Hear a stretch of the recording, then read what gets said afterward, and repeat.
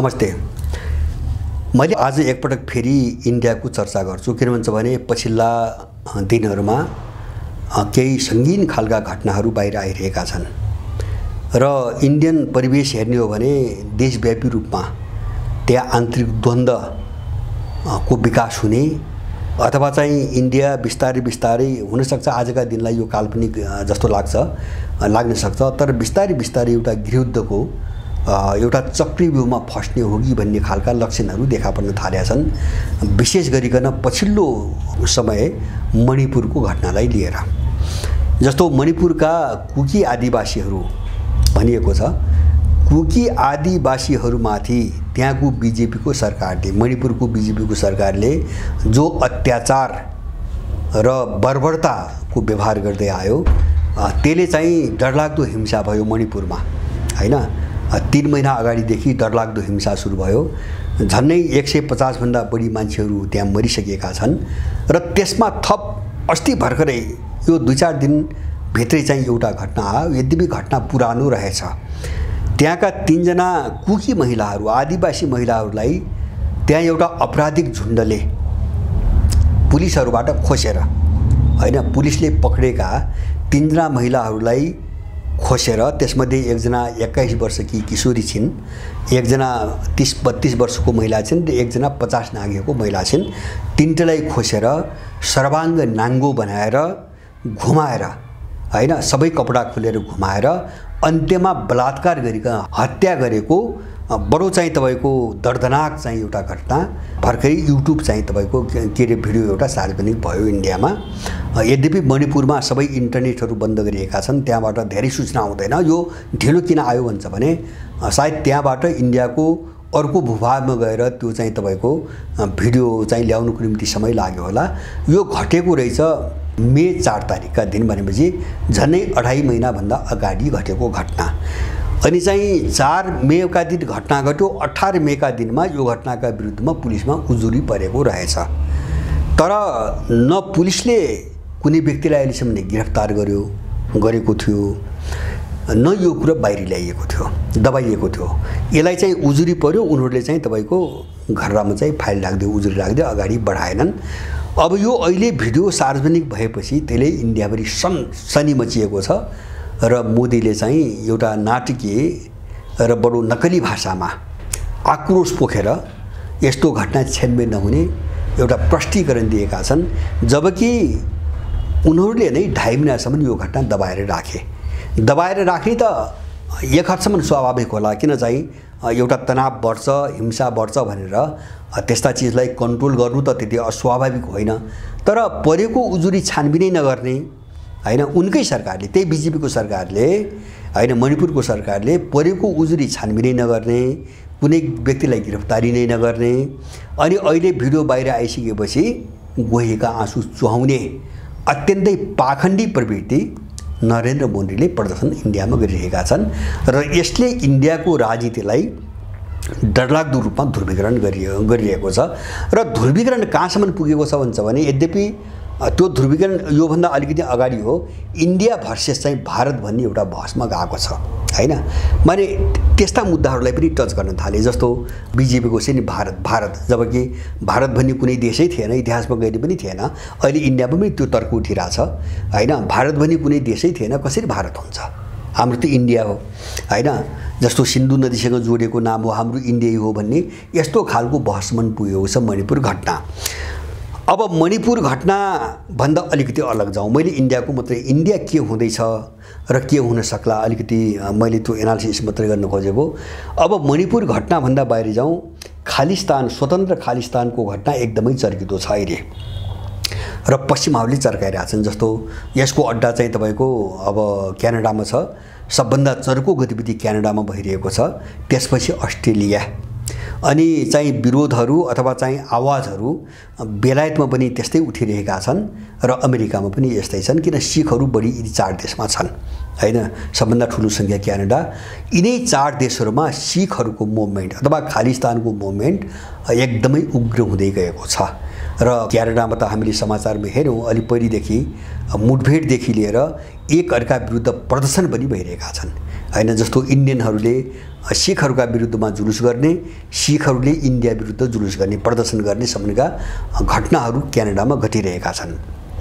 दोस्रो घटना, तेस्रो घटना म एउटा के उल्लेख गर्न चाहन्छु भन्छ भने मणिपुरको घटनालाई लिएर युरोपियन संसदमा अस्ति भर्खरै 5 दिन अगाडि इन्डियाको विरुद्धमा एउटा प्रस्ताव पारित भयो, निन्दा प्रस्ताव पारित भयो। इन्डियाले त्यसलाई रोक्नुको निम्ति धेरै कोसिस गर्यो, तर युरोपियनहरूले त्यो रोकेनन्, त्यो मानेनन् र इन्डिया एकदम एउटा साम्प्रदायिक अथवा उनले जातिवादी साम्प्रदायिकता र धार्मिक साम्प्रदायिकताको कुरा उठाइरहेका छन्। जस्तो क्रिस्चियन र मुस्लिमहरूमाथि मोदी सरकारको बर्बरता अब कति छ कति छैन म त्यो बहसमा जान चाहेको होइन। अहिले मुस्लिम र चाहिँ क्रिस्चियनहरूमाथि मोदी सरकारको बर्बरता र त्यहाँका आदिवासी वा दलितहरूमाथिको बर्बरताको मुद्दालाई पश्चिमाहरूले जोडतोडले उठाउँदै आछन् केही समय यता, हैन। र तेस्रो चाहिँ तपाईको मैले भने धार्मिक कोणबाट इन्डियालाई समातिरहेका छन्, मुस्लिमको नाम लिएर विशेष गरिकन इन्डियाको घाँटी समातेका छन्।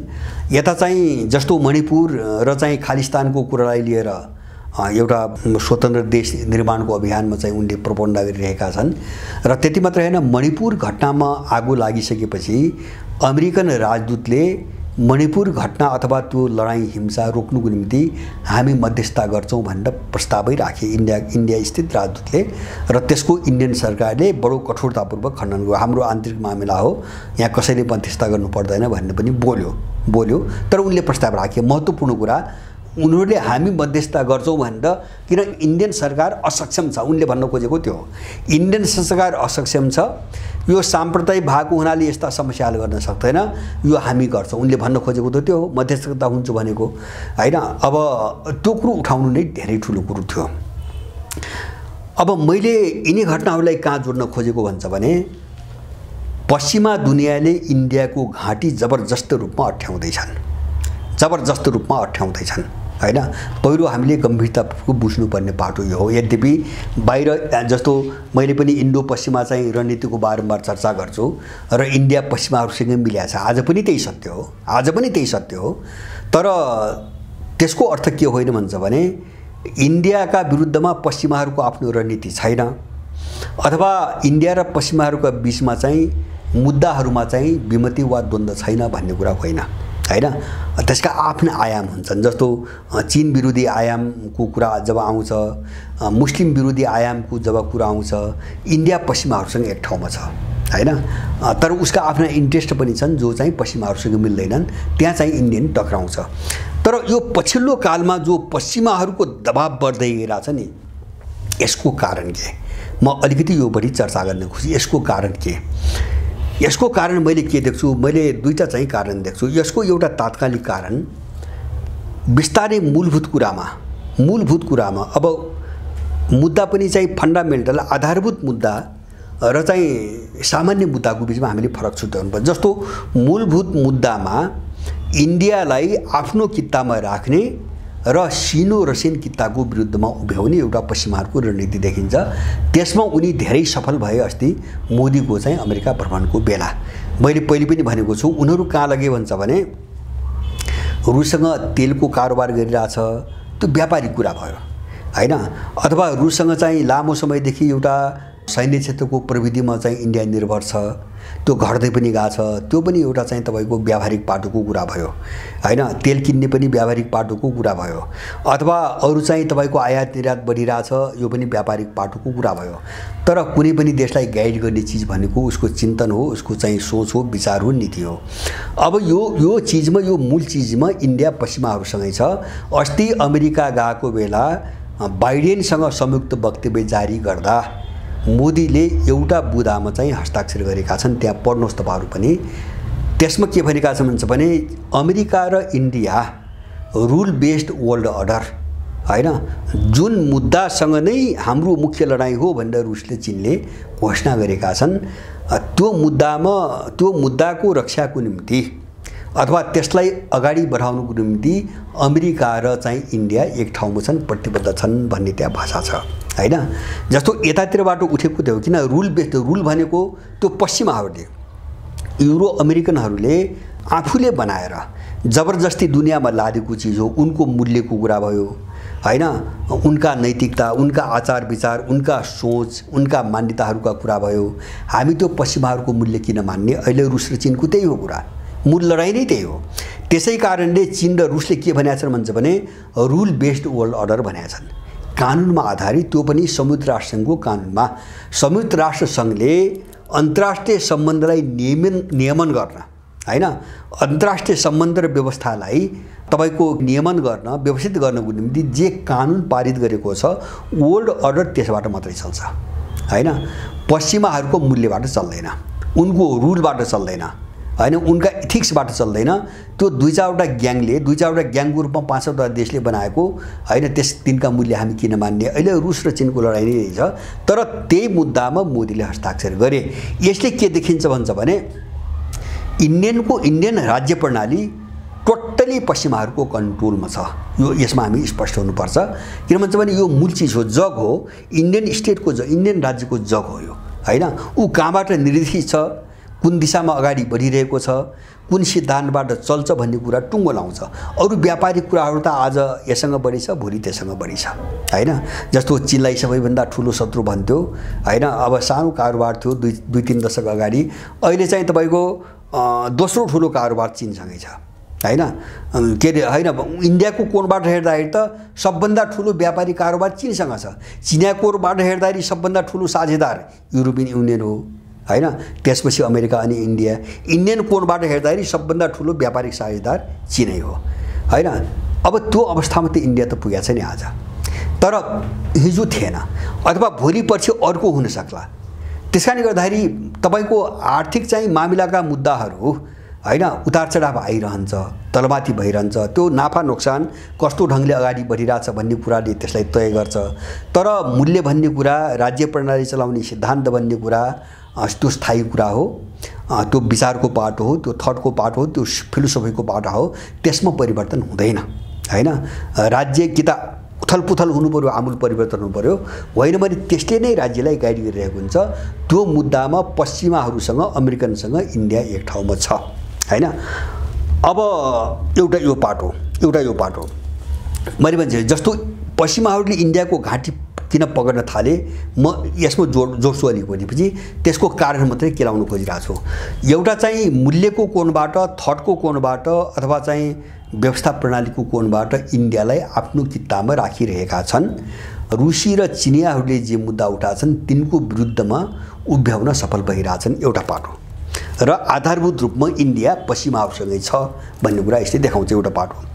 दोस्रो उनी सफल कहाँ भइरहेछन् भन्छ भने एन्टी चाइनिज जो ग्रन्थि छ नि इन्डियनलाई, त्यसलाई चाहिँ अधिकतम प्रयोग गरेर। किन इन्डियाको समग्र थट चाहिँ के छ भन्छ भने जस्तो तात्कालिक पोलिटिक्सको कोणबाट, तात्कालिक राजनीतिक स्वार्थको कोणबाट हेर्दाखेरि इन्डियन थट भनेको anti Chinese, anti Pakistani thought हो हैन। तात्कालिक राजनीतिको कोणबाट हेर्दा एन्टी चाइनिज र एन्टी पाकिस्तानी थट हो, त्यो नै इन्डियन राष्ट्रवाद हो तात्कालिक कोणबाट हेर्दा। अब यसको समग्र जो ग्राउन्ड हो नि हैन, इन्डियन थट हैन, जस्तो विशेष गरी आरएसएसको जो जग हो, त्यसमा चाहिँ तपाईको कस्तो छ भने एन्टी मुस्लिम, एन्टी कम्युनिजम हैन। उसले चिनियालाई पनि कम्युनिजमै भन्छन् अहिले पनि भनिरहेको छु उनको मान्यतामा। रुसलाई त भन्छन् भने चिनलाई नभन्ने कुरा भएन। एन्टी मुस्लिम, एन्टी कम्युनिस्ट र त्यसमा थप आरएसएसको चरित्र र सिद्धान्त अनुसार जातिवादी, साम्प्रदायिक हैन। जस्तो त्यो संस्कृतिमा देखिन्छ, त्यो चाहिँ समाजमा दुर्भावनाको रूपमा देखिन्छ। जस्तो दलित र चाहिँ तपाईको गैर दलितका कुराहरू आउँछन्, अनि त्यसपछि चाहिँ जस्तो हिन्दू र गैर हिन्दूका कुराहरू आउँछन् आदि इत्यादि। मैले भने नि एउटा चाहिँ तपाईको एन्टी मुस्लिम, एन्टी कम्युनिस्ट र चाहिँ तपाईँ साम्प्रदायिकता, यो तीनटा चिजबाट निर्माण भएको हो चाहिँ इन्डियन राजनीति, इन्डियन स्टेट हैन। यो तीनटा जग छ। अब यो जगले कहीँ पनि चाहिँ तपाईको त्यो पश्चिमाहरू, किन भन्छ यो तीनटै जग फेरि पश्चिमाले बनायो हैन।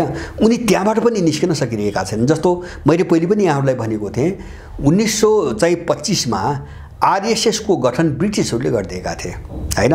जस्तो त्यसका संस्थापक 1923 सम्म कांग्रेसमा नेशनल कांग्रेसमा थिए, जो महात्मा गान्धीहरूले चलाउँथे, नेहरूहरूले त्यो कांग्रेसको सदस्य थिए, सक्रिय कार्यकर्ता थिए।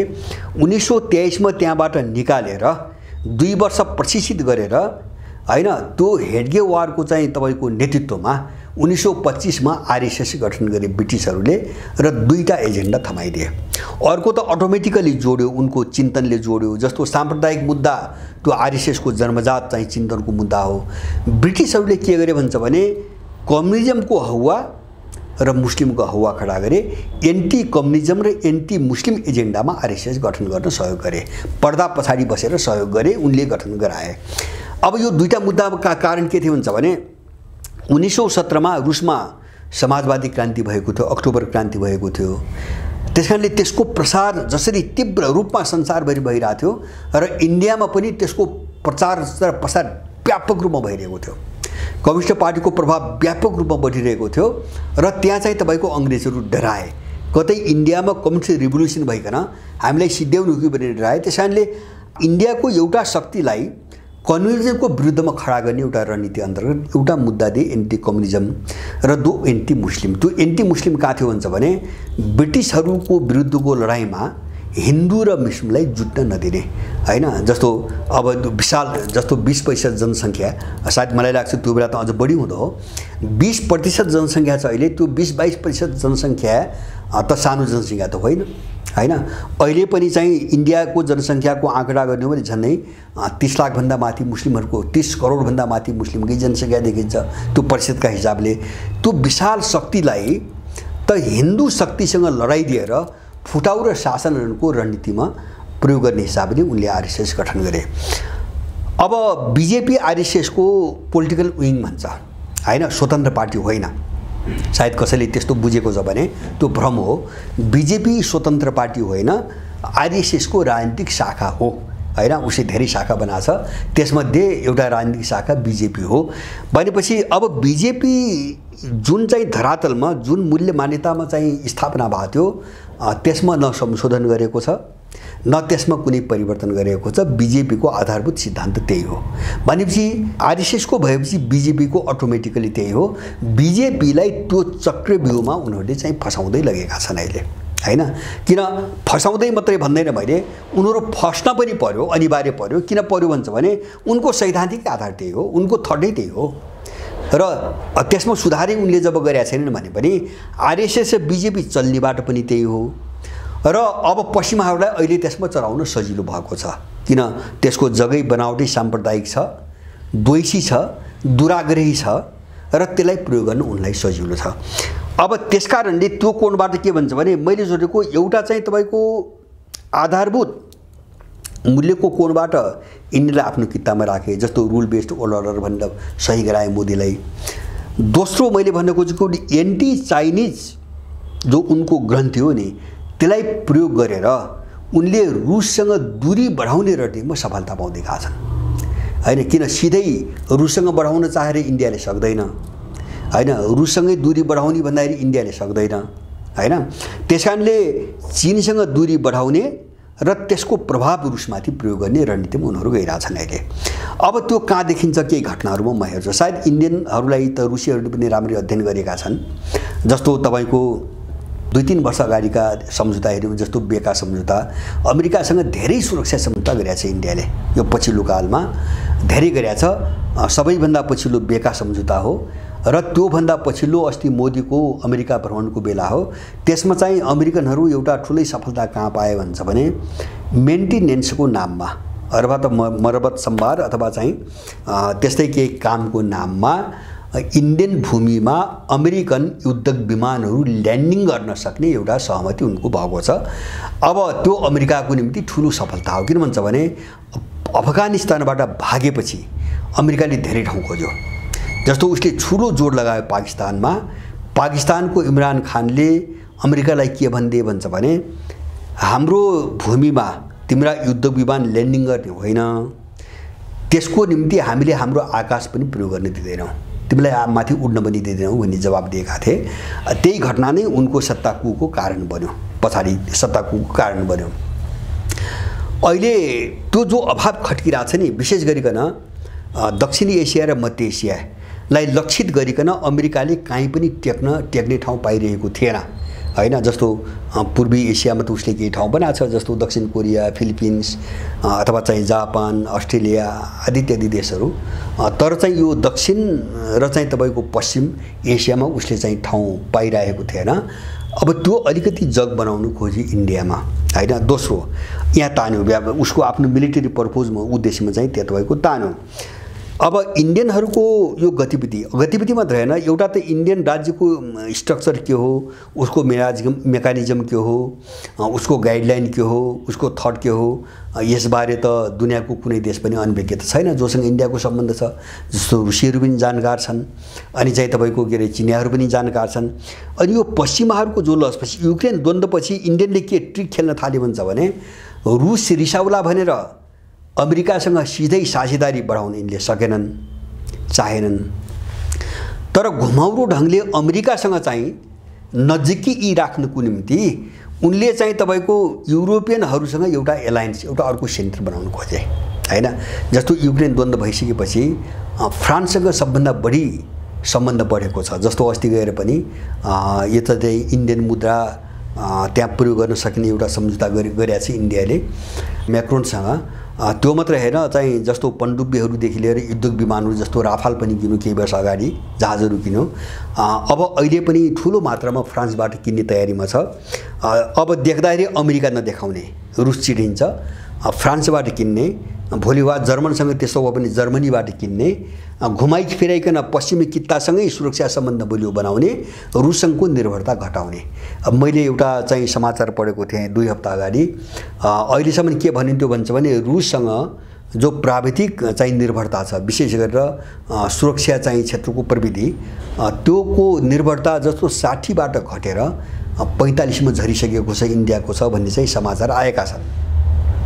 अब त्यो घटाउँदै गइरहेको देखिन्छ, निश्चित रूपमा घटाउँदै गइरहेको चाहिँ देखिन्छ। जस्तो अस्ति मोदीकै भ्रमणमा पनि एउटा त मेन्टेनेन्सको नाममा अमेरिकन युद्धक विमानहरू चाहिँ इन्डियामा ल्यान्डिङ गर्ने एउटा सम्झौता भएको छ। त्यो मात्र हैन, हतियार टेक्नोलोजीको आदान प्रदान पनि भएको छ हैन।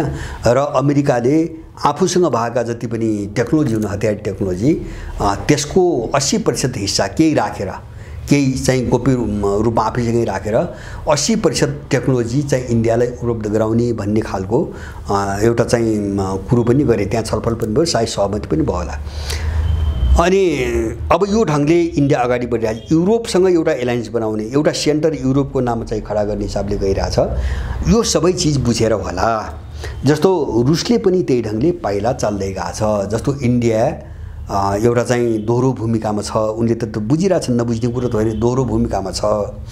त्यसकारणले यो अन्ततोगत्ता किन भन्छ भने स्थिति एउटा विरोधाभास के छ भन्छ भने, अब रुस अगाडि बढ्ने, उसलाई पार लगाउने भरपर्दो रणनीतिक पार्टनर भनेको चिनै हो, इन्डिया होइन। त्यो त रुसले नबुझ्ने कुरा भएन, चिनको निम्ति पनि रुसै हो, त्यो दुवैले बुझेका छन्।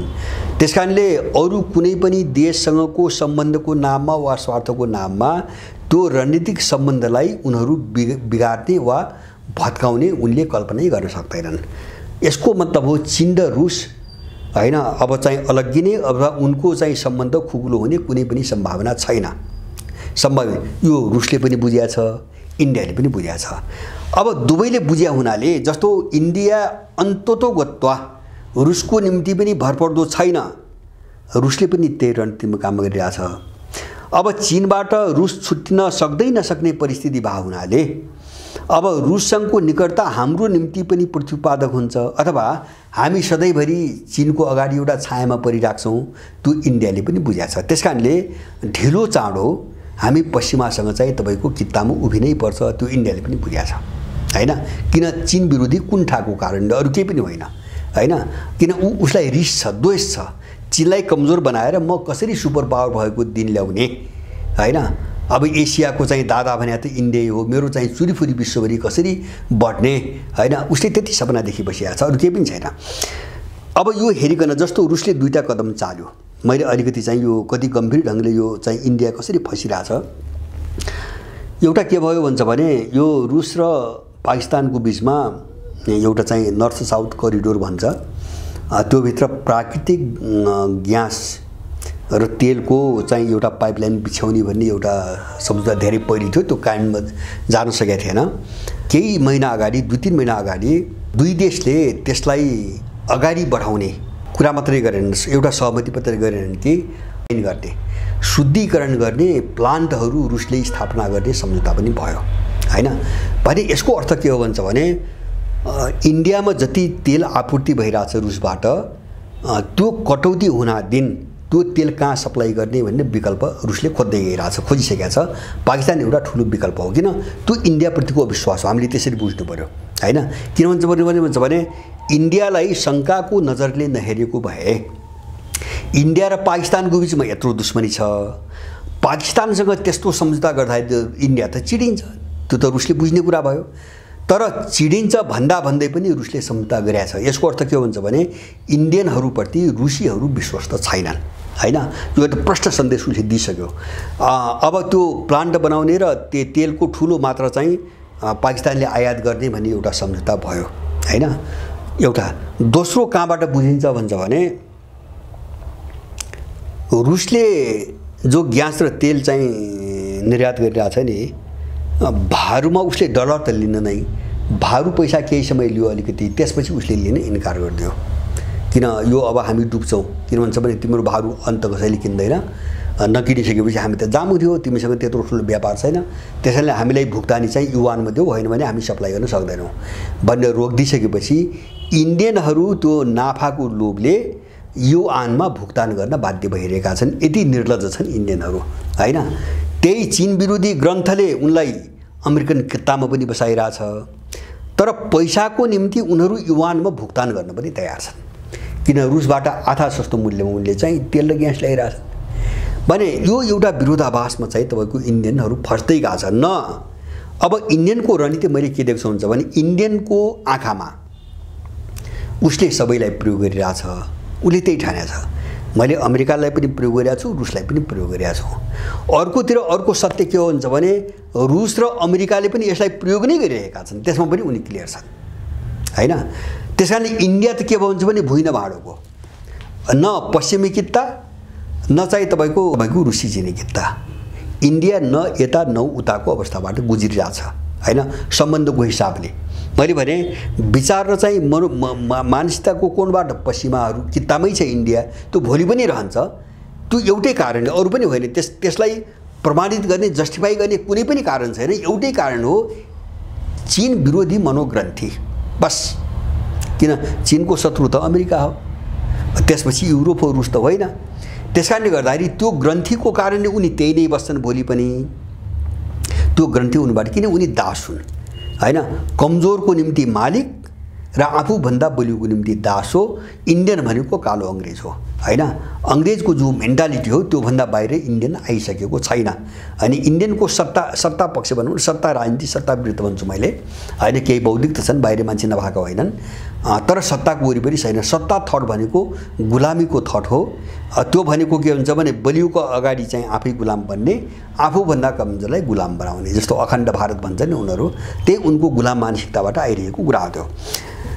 अब यो अवस्थामा पुर्याएर मैले भने अब चाहिँ इन्डियनहरू कसरी फस्दै गएका छन् म त्यहाँ लग्छु। एउटा चाहिँ आधारभूत कुराहरूमा उनले आफ्नो किताबमा खडा गरे हैन, जस्तो सिद्धान्त, मूल्य मान्यता र सिस्टमका कुरामा उनले आफूसँग खडा गरे र एक खालले रुसका विरुद्ध चाहिँ बोल्नै लगाए भन्छु म। जुन रुल बेस्ड चाहिँ अर्डरलाई रुसले निन्दा गर्दै त्यसलाई जसरी पनि हामी अन्त्य गर्छौँ भनिरहेछ, त्यसको पक्षमा उभिने भनेको रुसका विरुद्धमा खडा हुने हो। चीनको कुरै छोडिदिउँ, त्यहाँ लगे। अर्को चाहिँ तपाईँको सामरिक कोणबाट रुसबाट कटाउँदै अलिकति आफूसँग नजिक लगे। जस्तो अमेरिकाले धेरै सुरक्षा सम्झौता गरायो, फ्रान्ससँगको चाहिँ हतियार कारोबार धेरै बढेको छ अहिले, निकै ठुलो मात्रामा बढ्दै गएको छ, रुससँग घटाउँदै गए हैन। सुरक्षा कोणबाट अब आफ्नो नियन्त्रणमा चाहिँ ल्याउँदै गए, धेरैसम्म उनीहरू चाहिँ त्यो ढङ्गले सफल भइ पनि गइरहेछन्। तेस्रो चिज कहाँ देखिन्छ भन्छ भने चीनलाई देखाएर, चीनको त्रास देखाएर अप्रत्यक्ष ढङ्गले रुससँग दूरी अलिकति बढाउनु पनि उनी सफल भयो। यो तीनटा कामको वातावरण बनाइसकेपछि अब इन्डियनको गर्दन समाते। मैले भने नि अरू घटनाहरू त्यसपछि आइरहेछन् र यो बढ्छ अब, हैन? किन अब यसबाट मैले के सङ्केत देख्छु भन्छ भने इन्डियन यो चक्रव्यूहबाट अब बाहिर निस्कने सम्भावना छैन भनी निष्कर्षमा उनीहरू पुगि नै सकेका छन्। अब भित्र के छ म भन्न सक्दिनँ। जस्तो उनीहरूले जुन आक्रामक ढङ्गले आइरहेछन् नि, यसले के सङ्केत दिइरहेछ त भन्छ भने न त उनलाई डर हुनुपर्ने हो नि इन्डिया भड्क्यो भने, हैन? फेरि पुरै रुसी कित्तामा गइदिएला हामीलाई अर्को समस्या आउला, हैन? रुसी कित्तामा जाने भनेको त्यो चीनसँग नजिक पनि हुने हो, त्यसलाई हामीलाई थप अर्को समस्या आउला। यो त पश्चिमाहरूले नबुझ्ने कुरा होइन। तर चाहिँ एकदम खुला रूपमा जो आक्रमण सुरु गरे नि अहिले, है, जस्तो मणिपुर केस भयो, खालिस्तानको केस भयो, अथवा मुस्लिम इसाईको केस भयो, अथवा चाहिँ तपाईँको दलितका आदि इत्यादि मुद्दाहरू, नागरिकता मुद्दाहरू धेरै उठ्न थाले। अब यसले यो आक्रामकताले के देखाउँछ भन्छ भने इन्डियनहरू निरीह भइसकेका छन्, निरीह छन्, उनले पुरै चाहिँ कन्ट्रोल गरिसकेका छन्, लगाम लगाइसकेका छन्। अब पश्चिमाहरू जुन चाहिँ तपाईँको वेबाट आइरहेछन् नि, यसको अब सम्भावना हेरौँ। जस्तो हामीले बारम्बार हामीले चर्चा गर्छौँ इन्डिया टुक्रिन्छ टुक्रिन्छ टुक्रिन्छ, इन्डियालाई बचाउने कुनै आधारै छैन। अब म त्यो निष्कर्षतिर जान्छु। किन भन्छ भने जस्तो एउटा मणिपुर, एउटा उदाहरण दिउँ, मणिपुर जस्ता धेरै राज्यका कुरा छन्। मणिपुर 1891 मा ब्रिटिससँगको लडाइँमा हारेपछि इन्डियामा गाभिएको हो। त्योभन्दा अगाडि 1891 भनेपछि तपाईँको अब 150 वर्ष पनि भएको छैन, हैन? 1991 मा 100 वर्ष भयो, त्यस यता कति भयो? 31 वर्ष भयो। 131-32 वर्षभन्दा अगाडि मणिपुर सधैँभरि स्वतन्त्र देश छ, हैन? त्यहाँका आदिवासीहरूको शासन छ, हैन? त्यहाँ राजै हुन्थे, हैन? राजेहरूले शासन चलाउँथे। इन्डियाको भूभाग मणिपुर कहिले पनि होइन, हैन? यस्तै समस्या त्यहाँ दर्जनौँ चाहिँ राज्यहरूमा छ। जस्तो उत्तर पूर्वी इन्डियाका कुनै पनि चाहिँ तपाईँको राज्यहरू इन्डिया होइनन्, कहिले पनि होइनन्। ब्रिटिस कालभन्दा अगाडि कहिले पनि इन्डियाको भूभाग होइन। अब त्यसकारणले इन्डिया टुक्रिन एकदम सजिलो छ, हैन? र धेरै यहाँ बहस आइरहेको छन्, धेरैका अभिव्यक्ति पनि मैले सुन्छु। र इन्डिया टुक्रिन्छ, सिद्धिनी दिशातिर गयो भनेर कसैले आध्यात्मिक कोणबाट भनिरहेका छन्, कसैले राजनीतिक कोणबाट भनिरहेका छन्, कसैले अन्तर्राष्ट्रिय ध्रुवीकरणको कोणबाट भनिरहेका छन्। जुनसुकै कोणबाट भनौँ, इन्डिया एउटा देशका रूपमा रहन्न म त्यसमा विश्वस्त छु। त्यसमा पनि मलाई त के लाग्छ भन्छ भने यसको अलिकति चाहिँ सापेक्षिक चाहिँ सुरक्षा, अखण्डताको सुरक्षाको ग्यारेन्टी रुस र चीनसँग मिल्नुमै थियो। किनभने कमसेकम यो दुईटा देशले इन्डियाको विभाजन चाहन्नन्, हैन? किन भन्छ भने यिनीहरूले पनि के बुझेका छन् भन्छ भने इन्डिया विसङ्गठित भयो भने त्यहाँ पश्चिमीहरू आएर चाहिँ पस्ने, जस्तो यस्ता साम्प्रदायिक अथवा धार्मिक उन्माद त धेरै ठाउँमा उनी सङ्गठित गरिराखेका छन् पश्चिमाहरूले, हैन? त्यसकै नाममा उनीहरू आएर पसे भने यो क्षेत्रमा अर्को समस्या हुन्छ भन्ने कुरा चाहिँ चीनले पनि बुझेको छ, अनि रुसले पनि बुझेको छ। त्यसैले इन्डियाको विभाजन चीन र रुसले चाहन्नन्। यो इन्डियनहरूको एन्टी चाइनिज मनोरोग हो, मनोग्रन्थि हो, त्यो उनको आफ्नो समस्या हो। चीनले आफ्नो सुरक्षाको निम्ति पनि इन्डियाको विभाजन चाहन्न, म यो बुझ्छु। किन भन्छ भने इन्डियाको विभाजन चीनले गरायो भने चीन आफै जोखिममा पर्छ, किन पश्चिमाहरू यहाँ घुसिन सक्छन्। तर अर्को स्थिति के हो भन्छ भने अर्को कोणबाट हेर्दा पश्चिमाहरूले यो क्षेत्रमा चाहिँ खेल्न र आफ्नो पकड जमाउनुको निम्ति इन्डियालाई विभाजन नगरिकन हुँदैन, त्यो उनको शर्त हो, त्यो उनको बाध्यता हो। बाध्यता किन हो भन्छ भने जस्तो सिङ्गो इन्डिया जो इन्डियाको आकार छ, यसलाई यही ढङ्गले उपयोग गरिरहन कति दिन सम्भव हुन्छ, हैन? उनले त भोलिसम्म हेरेका छन्, लामो समयको हेरेका छन्, हैन? 8-10 वर्षमा होइन 20-50 वर्षको कुरा पनि उनले हेरिरहेछन्। त्यसकारणले उनले कस्तो आधारित इलाका चाहन्छन् पश्चिमाहरूले भन्छ भने इजरायल जस्तो, हैन? जस्तो त्यो सामाजिक रूपमा पनि इन्डियासँग नमिलोस्, अहिलेको इन्डियनको मूलधारासँग नमिलोस्, हैन? सामाजिक रूपमा पनि नमिलोस्, धार्मिक सांस्कृतिक रूपमा पनि नमिलोस्, मूल्य मान्यताको कोणबाट पनि नमिलोस्, हैन? जातीयताको कोणबाट पनि नमिलोस्। ओ त्यस्तो कुनै चाहिँ एउटा आधार इलाका बेस बनाउन उनले खोजिरहेका छन्। अब त्यसको प्राप्ति त्यसपछि मात्र सम्भव हुन्छ जब इन्डिया विभाजित हुन्छ। विभाजित हुन्छ एउटा। किन हुन्छ भने त्यो भएपछि मात्रै, जस्तो चीनलाई सिद्ध्याउनु छ भने पनि चीनलाई मात्रै किन, चीनलाई सिद्ध्याउनु छ अथवा चाहिँ भोलि अर्को कुनै शक्ति उदाउला यो क्षेत्रको वरिपरि, दक्षिण एसिया अथवा पूर्वी एसियामा, मध्य एसियामा उठाउला होइन, तिनी उठ्न खोजेका देशहरूलाई ठेगान लगाउने, उठ्न नदिने हो भने पनि यो क्षेत्रमा इजरायल चाहियो उनलाई। त्यस कारणले त्यो इजरायल भनेको इन्डियाको विभाजनबाट मात्रै सम्भव हुन सक्छ। त्यो मिसनमा पश्चिमाहरू लागेका छन् र अहिले इन्डियनहरूको यो गुलाम मानसिकताले आफ्नो देशलाई जुन दिशातिर धकेलिरहेछन् नि, यसको एउटै नतिजा हो चाहिँ इन्डियाको विभाजन। अर्को मैले केही पनि देख्दैन, यसका पछाडि केही पनि देख्दैन। किन भन्छ भने इन्डिया कति कमजोर छ भन्छ भने अब उत्तरदेखि दक्षिण, पूर्वदेखि पश्चिम इन्डियालाई जोड्ने, एउटा राष्ट्रको रूपमा इन्डियालाई जोड्ने कुनै पनि कडी इन्डियामा विकास भएको छैन होइन। कुनै मनोवैज्ञानिक कडी भनौँ होइन, अरू चाहिँ के अरे सफ्टवेयरका कडी मात्रै नहुँ, त्यो त संसारका धेरै देशमा हुँदैन। मनोवैज्ञानिक कडी पनि विकास भएको छैन। जस्तो हामी सबै इन्डियन हौँ भन्ने मनोविज्ञानलाई न कुनै भाषाले जोड्छ होइन, न कुनै कल्चरले जोड्छ, न सिङ्गो अर्थतन्त्रले त्यो मनोविज्ञानलाई जोड्छ होइन। जस्तो हाम्रो जीवनको सुरक्षा ग्यारेन्टी इन्डियामै छ भन्ने कुरा चाहिँ तपाईँको भरोसा अर्थतन्त्रले दिलाउँदैन।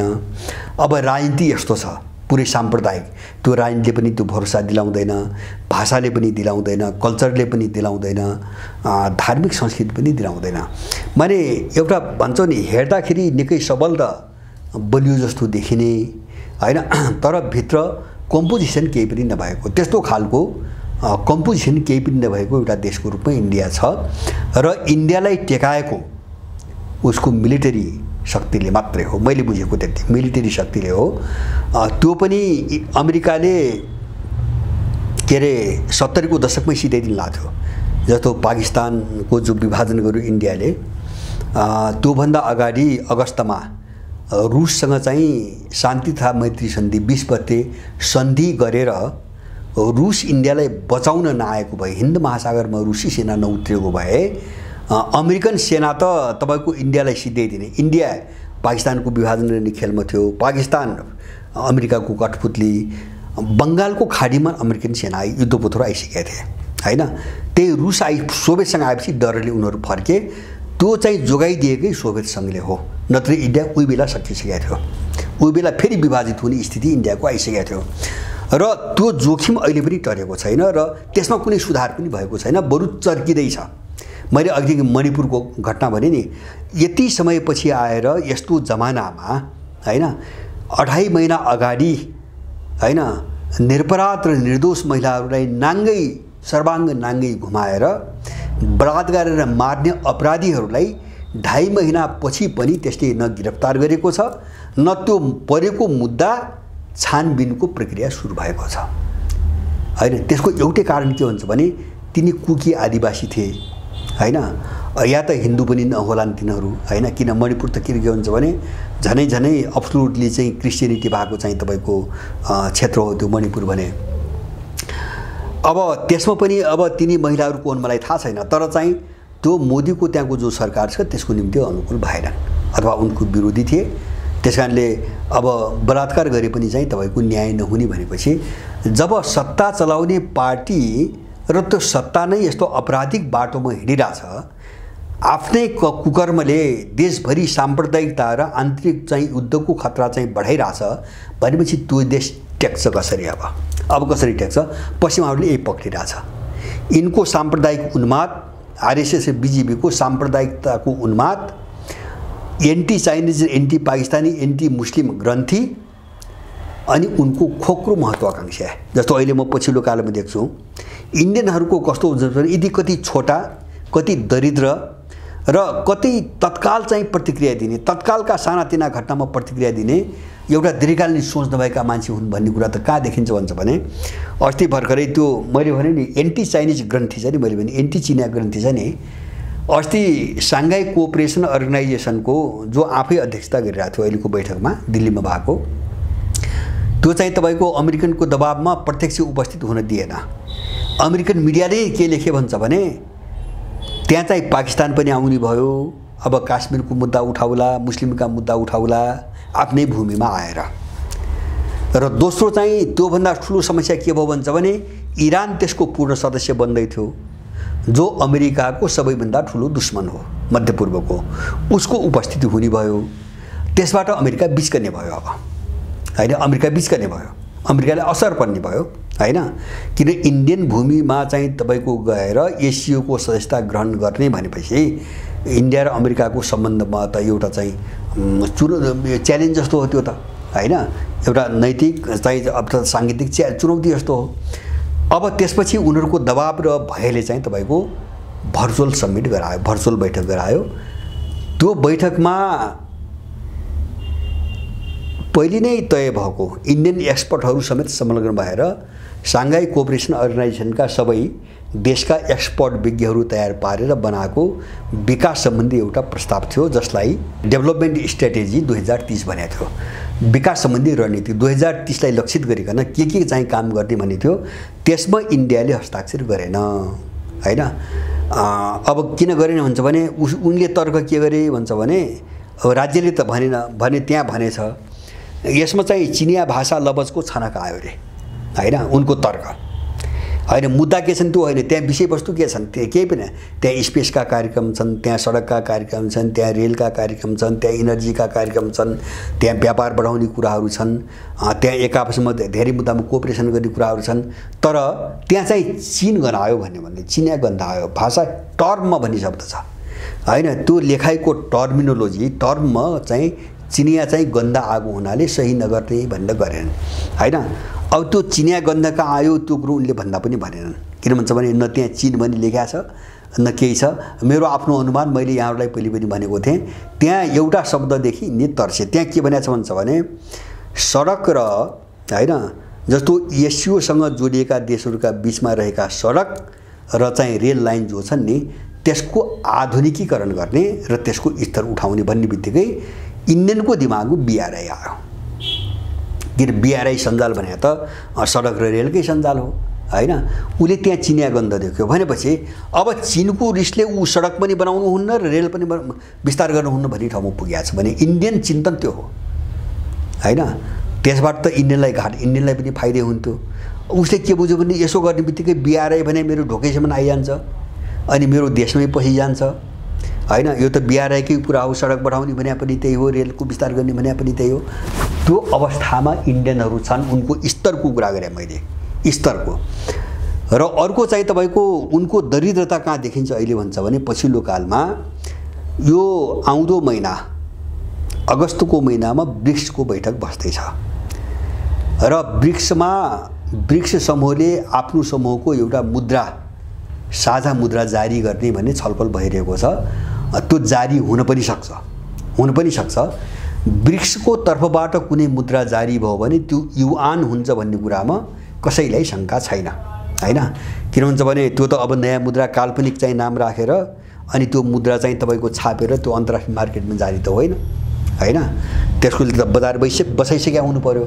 अब त्यो युआन भन्दा अर्को चाहिँ विकल्प केही पनि छैन। इन्डियालाई चाहिँ तपाईको पसिना आइरहेछ अहिले हैन, इन्डियालाई पसिना आइरहेछ र उसले के भन्छ, उसले के अलमल गराइरहेछ भन्छ भने यस्ता अलिक गहिरा विषयमा अलिकति छलफल चाहिन्छ भनेर उसले अलिकति टालटुल पार्ने र त्यसलाई धकेल्ने काममा त्यहाँ लागिरहेछ ब्रिक्समा।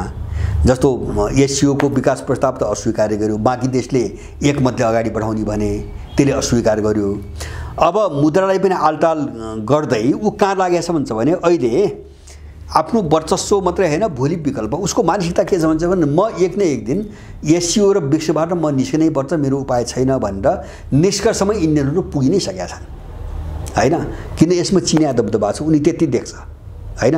त्यसलाई इन्डियनलाई फाइदा कति गर्छ त्यो इन्डियन त्यहाँ हेर्दैन। इन्डियनले यसमा चिनियाहरूको दबदबा छ, किन यो दुईटै चिनियाहरूकै पहलमा बन्या हो हैन। चिनिया र रसियन पहल, रसियन पनि छ तर उसले चिनिया मात्रै पनि देख्छ हैन। किन एसियो त नामै चाहिँ चीनको एउटा सहरसँग जोडिया छ। अब त्यसकारणले यो चिनिया दबदबाबाट बाहिर आउँदैन, म ढिलो चाँडो निस्किनै पर्छ, नत्र म पनि सधैँभरि छायामै पर्छु। इन्डियनहरू त्यो निष्कर्ष बनाएर बसेका छन् र त्यो वातावरण खोजिरहेछन्, न्यू खोजिरहेछन्। जस्तो मैले एसियोको विकास प्रस्तावमा हस्ताक्षर नगर्ने एउटा घटना भयो र दोस्रो अहिले ब्रिक्सको मुद्रा जारी गर्ने कुरामा अलिकति आफ्नो असहमति राखेर उनीहरू कहाँ लागेका छन् भन्छ भने जस्तो अहिले मोदीको यो पछिल्लो भ्रमणमा धेरै देशको भ्रमणमा कहाँ केन्द्रित देखिन्छ भन्छ भने दुई देशका बीचमा आफ्नो मुद्रामा कारोबार गर्ने भन्ने देखिन्छ। त्यो पनि जुन देशहरूले युआनमा सबभन्दा बढी कारोबार गर्ने, जस्तो युएई गए हैन, उनले युएई को मुद्रा र इन्डियन मुद्रामा चाहिँ आपसी कारोबार गर्ने भनेर सहमति गरे भन्ने आयो। उनी फ्रान्समा व्यापारिक कारोबार त होइन तर चाहिँ इन्डियन मुद्रा पनि त्यहाँ चाहिँ झिक्न प्रचलनमा ल्याउन चाहिँ सकिने भनी एउटा फ्रान्ससँग सम्झौता गरे। अनि त्यसपछि उनी इजिप्ट गए। इजिप्टमा पनि त्यस्तै खालको एउटा सहमति गरे। त उनी कहाँ छन् भन्छ भने युआनसँग सबभन्दा बढी कारोबार जुन देशले गरिरहेछ त्यो देशसँग चाहिँ भारूमा कारोबार गराउने सम्झौतामा अधिकतम जोड छ। त्यसको कारण के भन्छ भने त्यो भइरमा जस्तो भोलि ब्रिक्सको नामबाट युआनलाई एउटा चाहिँ ब्रिक्सको चाहिँ मुद्रा घोषित गरिदियो भने त अब इन्डियाले या त मान्नु पर्यो या त निस्किनु पर्यो, अर्को त बाटी केही पनि भएन हैन। अब नमान्ने ब्रिक्ससँग जोडेका सबै देशको व्यापारबाट उ कट्छ। जस्तो त्यसमा इजिप्ट पनि छ, चाहे त्यो पार्टनर होस्, चाहे सदस्य होस्, चाहे डायलग पार्टनर होस्, चाहे चाहिँ पर्यवेक्षक होस् हैन। इजिप्ट पनि छ, युएई पनि छ, साउदी पनि छ, इरान पनि छ, टर्की पनि छ हैन। यिनै देशसँग उसको ठुलो कारोबार छ। अब त्यो मुद्रा घोषित हुने बित्तिकै नमान्ने यो सबै व्यापारिक कारोबारबाट बाहिर जानु पर्यो, किनभने उनी सबै त्यही मुद्रा प्रयोग गर्ने भए। त्यो भन्दा अब जोसँग चाहिँ चिनियाहरूको बढी कारोबार छ तिनीसँग चाहिँ भारु र उनको देशको मुद्रामा गर्न सक्यो भने कमसेकम ब्रिक्सले त्यो मुद्रा घोषणा गर्यो भने पनि यी देशहरूसँग त्यो मुद्रा प्रयोगबाट बच्न सकिन्छ भनी चाहिँ तपाईको ध्याउनमा चाहिँ अहिले मोदीको दौडधुप चलिरहेको छ। मैले भन्न खोजेको इन्डियनहरूको सानो मानसिकता, दरिद्रता र छोटो अहिले सतहको मात्रै हेर्ने उनको जो स्तर र चिन्तन प्रणाली हो त्यसले इन्डियालाई उँभो लाग्न कहिल्यै पनि दिँदैन। यो त कहिल्यै पनि दिँदैन। यो इन्डियनहरूको थाई समस्या हो। त्यसै कारणले जस्तो चाहिँ हामी हेर्छौँ नि त, जस्तो इजरायल सानो देश हो हैन, नेपालभन्दा पनि धेरै सानो, इन्डियाभन्दा त कता हो कता। इजरायलको विश्वव्यापी रूपमा यत्रो भूमिका छ, जब्बर भूमिका छ हैन। त्यो मात्र होइन, अहिले आर्थिक कोणबाट अथवा अरू कोणबाट तपाईको जापानको भूमिका हेर्नुहोस्, कोरियाको भूमिका, दक्षिण कोरियाको हेर्नुहोस्, अथवा चाहिँ तपाईको त्यही युएई को हेर्नुहोस्, त्यही कतारकै हेर्नुहोस्। इन्डिया यत्रो विशाल देश छ हैन। अर्थतन्त्र पनि अब जीडीपी को हिसाबले हैन, अरू उसको आन्तरिक अवस्था जेसुकै भए पनि जीडीपी को हिसाबले, कुल घाटु उत्पादनको हिसाबले हैन, अब संसारको चाहिँ पाँचौं अर्थतन्त्र भइसक्यो ठुलो। अब तेस्रो हुने चाहिँ तपाईको बाटोमा छ र अब झनै झनै 25 वर्षपछि चाहिँ विश्वको दोस्रो हुन्छ भनी चाहिँ तपाईको अनुमान भइरहेको छ। अब यस्तो देशको चाहिँ तपाईको अन्तर्राष्ट्रिय ग्लोबल राजनीतिमा कुनै भूमिकै छैन, राजनीतिक कोणबाट कुनै भूमिकै छैन हैन। जस्तो इजरायलले कुनै कुरा अगाडि ल्यायो भने संसारले कान ठाडा पारेर सुन्छ हैन, तर इन्डियनको कुरो कसरी पनि सुन्दैन, किन उसले आफ्नो पोजिसनै बनाउन सकिरहेको छैन। यसको एउटै कारण के हुन्छ भने इन्डियनसँग दीर्घकालीन सोच, रणनीति र त्यस्ता खालका कुनै योजनै छैनन्। इन्डियाले तत्कालको कुरो हेर्छ, तत्कालको फाइदा हैन। जस्तो नेपालमा गर्छ नि, अलिकति जग्गा कब्जा गर्ने, लुट्ने, खाने हैन, पानी कब्जा गर्ने। अब यसले दीर्घकालीन सम्बन्ध कहाँ पुर्याउँछ? यो जबरजस्तीले यहाँभित्र आउने, गुन्डागर्दी गर्ने, पुलिस पठाउने, मान्छे मार्ने, नेपाली मार्ने, हत्या गर्ने, यस्तै काममा लागेको छ हैन। यसले दीर्घकालीन जस्तो परिस्थिति भोलि उल्ट्यो भने त्यो इन्डियासँगको सम्बन्ध नेपालको कहाँ जान्छ त्यहाँसम्म यिनीहरू सोच्नै सक्दैनन्। त्यसैले सबै छिमेकीसँग सम्बन्ध बिग्रियो, त्यो सानोतिनो स्वार्थले, सानोतिनो कुरामा सम्बन्ध सिद्धियो यिनीहरूको। अब अन्तर्राष्ट्रिय पनि त्यही हो। जस्तो मैले ब्रिक्सको के अरे चाहिँ मुद्रा भने नि, अब उनी चाहिँ तपाईको अब यो ढङ्गले चाहिँ जस्तो रुस र चीनसँग सम्बन्ध बिगारेर पश्चिमासँग नजिक हुँदाखेरि हामी कहाँ पुग्छौँ, उनीहरू 5 वर्षपछि के होला त्यो हेर्दैनन्।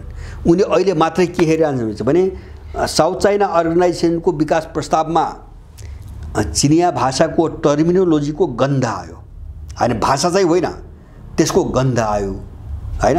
अब ब्रिक्सले मुद्रा जारी गर्छ कि त्यसकारणले त्यो भोलि हो भने त्यो अपनाउनु नपरोस् मलाई। त्यसकारणले कुन कुन देशसँग चाहिँ आपसी मुद्रामा चाहिँ कारोबार गर्न सकिन्छ त्यो फटाफट सम्झौता गर्ने अब दौडधुप त्यहाँ छ। यसको मैले तस्बिर के देख्छु भन्छ भने पश्चिमाहरूले लामो जो रणनीति बनाउँछन् नि यसलाई छेचोल्न सक्ने कुनै पनि स्तर इन्डियामा छैन। त्यसै कारणले मैले इन्डियाको विभाजनलाई रोक्ने कुनै पनि सम्भावना मैले देख्दिनँ र यो पछिल्लो कालमा जो वातावरण बनिरहेछ यसबाट त मैले यो सम्भावना देख्दिनँ। इन्डिया निस्किन्छ हैन, रुसी चिनी किताबाट, चिनी किताब त छँदै छैन उसले, अब एउटा रुसी किताब भनौँ, एउटा मजबुरी हो त्यसको। मैले भने एउटा व्यापारिक फाइदाको कुरा हो, एउटा डर हो, अहिले विश्वमा चाहिँ तपाईँको डर हो, सबै देखिरहेको छ उसले। अब भोलि परिस्थिति उल्ट्यो र पश्चिमा दुनियाँ डुब्यो भने त्यो छुट्टै कुरा, फेरि यतैतिर चाहिँ चाप्लुसी गर्न सुरु गर्ला, त्यो छुट्टै कुरा होइन भने पश्चिमा किताबाट बाहिर निस्किन्न, त्यो भनेको इन्डियन विभाजन सुनिश्चितता हो। किन सुनिश्चितता हो भन्छ भने इन्डियालाई विभाजन नगरिकन एसियामा पश्चिमाहरूको स्थायी खालको जङ्सन त्यस्तो कुनै आधार इलाका बन्दैन, अन्तबाट सम्भव छैन। त्यसको निम्ति इन्डियालाई टुक्र्याउनै पर्छ उनीहरूले, इन्डियालाई टुक्र्याउनै पर्छ। इन्डियालाई टुक्र्यायो भने यहाँ खुट्टा जमाएर मजबुत ढङ्गले बस्नुको निम्ति उनले थुप्रै ठाउँ भेट्छन् हैन। जस्तो अहिले राज्य भनी जो बनाएको छन् नि, यस्ता धेरै ठाउँहरू छन् जुन ठाउँहरूमा उनी दीर्घकालीनसम्म आफ्नो पकड बनाएर अमेरिकनको पहिलो ध्यान त्यहाँ जान्छ। त्यसैले यो क्षेत्रमा जस्तो नेपालको भूराजनीतिमै पनि वा इन्डियाको भूराजनीतिमै पनि अमेरिकनहरूको दबदबा बढ्ने भनेको त्यो खतरा चीनको निम्ति होइन, पहिलो खतरा इन्डियाको निम्ति हो हैन। यहाँ आउनुको निम्ति मात्रै इन्डियन प्रयोग गरे उनले, जुन दिन खुट्टा टेक्छन् त्यो दिन पहिलो निशाना इन्डिया हुन्छ। किन थाई आफ्नो आधार इलाका बनाउनुको निम्ति उसलाई नतोडिकन अमेरिकन अगाडि बढ्ने बाटै खुल्दैन। किन भन्छ भने तपाईँको चीनसँग जुझ्नुपर्छ। जस्तो यहाँ आफ्नो घर नभइकन, एउटा घर नउठाइकन, कुनै बस्ने बास नबनाइकन चीनसँग कसरी लड्ने, लामो कसरी लड्ने, त्यसको निम्ति इन्डिया टुक्र्याउनुपर्छ। यो दिशातिर इन्डिया गइरहेछ। पछिल्ला चाहिँ तपाईँको घटनाहरू र त्यसले दिने सङ्केतहरू इन्डियनको जो कथित क्षेत्रीय अखण्डता छ त्यसको अनुकूल मैले देख्दैन। यो इन्डियन चाहिँ चिन्तन प्रणाली हो र इन्डियनको दरिद्रता हो र यसले असर त गर्छ, त्यसले निश्चित रूपमा नेपाल पनि असर गर्ला, सिङ्गो दक्षिण एसियामा असर गर्ला, एसियाभरि असर गर्ला। तर पनि यो नीतिबाट इन्डिया अगाडि बढ्न सक्ने सम्भावना मैले पछिल्लो गतिविधि जति बढ्दै गइरहेका छन् त यो पछिल्लो कालमा, त्यो पनि विशेष गरेर यो 1-2 महिना यता जो गतिविधि बढिरहेका छन्, झनपछि झन यो जानी बुझिकन एउटा ईर्ष्या, द्वेष, कुण्ठाको कारणले यो पश्चिमाहरू टाङ्गिरहेछ र आफ्नो यसले विनाश चाहिँ तपाईँको निम्ति आइरहेछ। मैले यही सन्दर्भमा के देख्छु भन्छ भने जस्तो मणिपुरका घटनाहरू जो आएका छन् यिनी अब एउटा योजनामा अब बढ्दै जान्छन्। इन्डियामा यो रोकिन्छ मलाई त्यस्तो लाग्दैन, किन मणिपुर 3 महिना भइसक्यो, 3 महिना भइसक्यो, यो रोकिने सम्भावना छैन। भोलि यही हिंसा, यही आगजनी अब चाहिँ पन्जाबमा सुरु हुन्छ हैन, त्यसपछि अर्को प्रान्तमा सुरु हुन्छ, अन्त पनि फैलिन्छ अनि यो लपेटले इन्डियालाई चाहिँ उठ्नै नसक्ने गरी तपाईँको ढाल्ने दिशामा उनीहरू आफ्नै गतिविधिको कारणले गइरहेको चाहिँ मैले देख्छु। जे होस् हामी यसलाई निहालौँ, राम्रोसँग निहालौँ र यसको दुष्प्रभाव हामीसँग जे पर्न सक्छ अब त्यसपट्टि हामी कसरी चाहिँ सुसूचित हुने र जोगिने हाम्रो सोच्ने पाटो त्यो मात्रै हो। त एउटा चरित्र, उसको चरित्र हेर्ने हो भने एउटा पश्चिमाहरूले एउटा पकड यहाँ बनाउँछन्, उसलाई टुक्र्याएर हाम्रो निम्ति दीर्घकालीन खतरा त्यो हो होइन भने यसको चरित्र हेर्ने हो भने त इन्डिया चाहिँ नटुक्रिकन दक्षिण एसिया कहिले पनि चाहिँ तपाईँको उठ्न पनि सक्दैन। यो वरिपरिका देशहरू कहिले काम पनि लाग्दैनन्, उँभो पनि लाग्दैनन्। यिनको गुन्डागर्दी, यिनको दरिद्रता, यिनको दादागिरी हुँदा कहाँ आयो भन्छ भने चीनले निर्माण गरे विद्युत, उत्पादन गरे विद्युत प्रोजेक्ट चाहिँ हामी किन्दैनौँ, चिनिया लगानी रोक्न। अनि अस्ति त के समाचार आयो भन्छ भने नेपाली मिडियामा इन्डियाले जो किन्ने भनेको छ यहाँ उत्पादन भएको बिजुली नि हैन, यहाँका मान्छेहरू अरू लगानी गर्दाले त्यो पनि चाहिँ त्यहाँ कसले चाहिँ सेयर हालेको छ, कसको अंश छ, त्यो सबै विवरण देऊ नत्र म किन्दैन भन्न थालेको छ हैन। माउ इन्डिया त्यसको बाउको चाहिँ वीरता हो, इन्डियनहरूको बाउको वीरता हो हैन, तिनको करेसाबारी हो। अनि नेपालमा कले लगानी गरेका छ त्यसको सबै विवरण यिनलाई हामीले दिनुपर्ने बिजुली बेच्नुको निम्ति। त्यस्ता दरिद्र, दुष्ट, अनैतिक पिशाचहरू हैन नटुक्रिकन यो एरिया शान्त हुँदैन, सामेल पनि हुँदैन। किन इन्डिया भनेको एउटा पिशाच प्रवृत्ति हो, त्यो दानव प्रवृत्ति हो, त्यो असुर प्रवृत्ति हो हैन। त्यसले कसैको भलो पनि चाहन्न, त्यो कसैसँग मिल्न पनि सक्दैन, न त्यसले कसैलाई समान देख्छ, न ऊ आफू चाहिँ कहिले चाहिँ स्वतन्त्र भएको कल्पना गर्न सक्छ हैन। त्यसकारणले गर्दाखेरि उसले पछिल्लो विवरण जो बिजुली किन्ने शर्तमा चाहिँ लगानीकर्ताहरूको सबै विवरण माग्यो नि हैन, उसको कस्तो अपराधिक सोच, कस्तो दरिद्र चिन्तन हुन्छ भने त्यहाँ कोही चिनिया पसिया छ कि त्यही हो, त्यो पाकिस्तानी वा चिनिया कसैको लगानी छ कि उसले मागे त्यो अरू केही पनि होइन। यस्तो दरिद्रताले त्यो देश कसरी काम लाग्छ, कसरी उँभो लाग्छ, कसरी जोगिन्छ हैन। अब यो अहिले अनुमान गर्ने कुरा त होइन, तर सबै केलाएर हेर्ने हो र त्यसको कथित एकीकरण हैन जो अंग्रेजहरूले गर्दिए त्यसको इतिहास हेर्ने हो भने इन्डिया जोगिन्न, इन्डिया रहन्न हैन, इन्डिया चकनाचुर हुन्छ र युक्रेनको नाममा जो परिस्थिति विश्वमा गइरहेछ यसको टुङ्गो लाग्दासम्म नै इन्डियाको छिनोफारो हुन्छ भन्ने चाहिँ मलाई लाग्छ।